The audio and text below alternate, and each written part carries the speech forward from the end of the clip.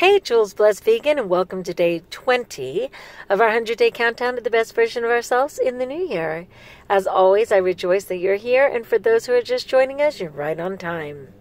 So, I'm exhausted. Do I look exhausted? Do I sound exhausted? Trust me, I'm exhausted.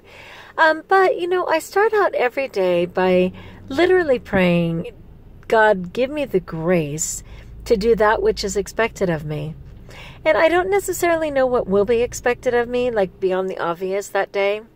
But I want the grace to be able to say yes to whatever comes my way. But upon finishing that, I want to also be true to myself because I don't want to fall into my compulsive nature by ignoring my halt, right? My hungry, angry, lonely, or tired. Luckily, I'm not feeling compulsive right now, but I am definitely overly tired. And so I left my book bag at school. I decided I am not going to be doing any homework tonight, and I'm going to take care of myself and rest. So that's grace. That's huge grace right there. And I labeled this, life is so daily. Can you find your purpose? And, we do every time we wake up.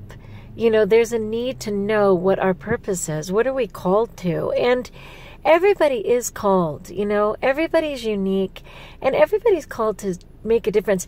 You will make a difference in this life. It may not be a positive one. It takes effort to be a positive force in the world and a light. Otherwise, the negativity will make a difference, but not a good one. So no matter what, as long as we're breathing, we are affecting those around us, and we will make a difference. Hopefully, let's make it a good one. So I got this bookmark from someone that said everyone can make a difference. And it showed footprints in the sand, which, can one really argue that Jesus didn't make a difference? And for most people, a positive one, and continues to over 2,000 years later. So I appreciated those footprints. But the gist of the story, because there was a story on it, was this. There was a beach just full of over 1,000 starfish that sadly had ended up on the sand, and they were just dying in the sun. And this girl was walking along, picking them up one by one and throwing them into the ocean. And this rather cynical man was watching her and thinking, what a joke. What difference can she make?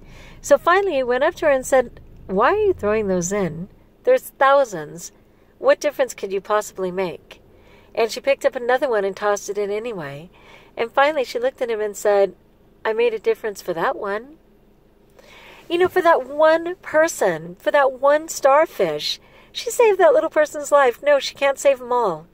And it's the same thing with our vegan, and I don't know if you're vegan, but whatever lifestyle is you're aiming for, I imagine that your health and wellness is to be a better person, to care more about life, to take care of yourself while you're here. Whatever it is, sometimes it just seems overwhelming. Can you make a difference for anyone? Well, one, you can make a difference for yourself.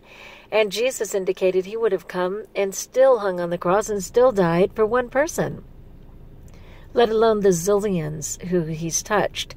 So, we're all called to make a difference.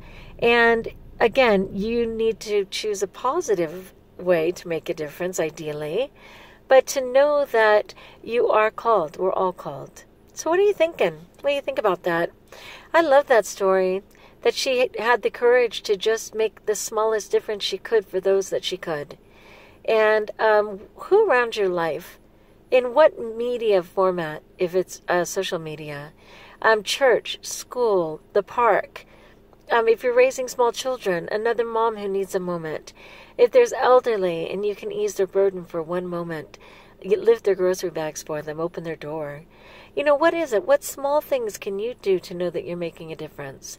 Because if you make a difference in one, much like throwing a rock in a river and watching all of those waves, as a result of it, every act of kindness we do begets an act of kindness and can change a heart. So I say yes to making a difference. I say yes to showing up. So I'm showing up. Day 20, peeps, has been 80 days. And I've been showing up. I haven't done great things every day in my life for 80 days, but I've been consistent for this and hoping to touch one life. Let me know if I did it. Say like if you like. Join us if you haven't. Let me know. Are you making a difference? Were you touched by that story? Do you realize that you're called to make a difference? And that the smallest act of kindness can multiply exponentially? I love the idea of that. Okay, so peace be with you. And as always, until we talk again, my friends, be blessed.